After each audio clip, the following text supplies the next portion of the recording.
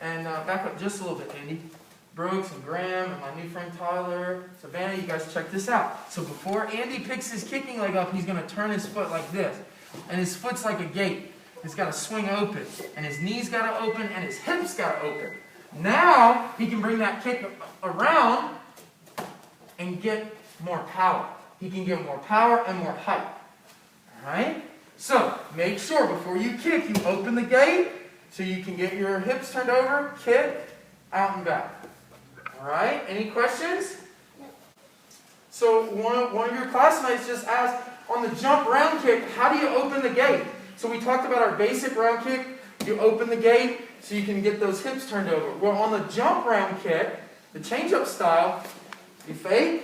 As you jump, think about opening the gate and pointing the foot behind you.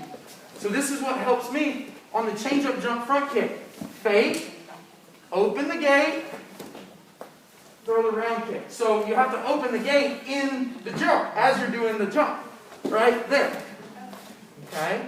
So 1, 2. Turn the foot. Alright?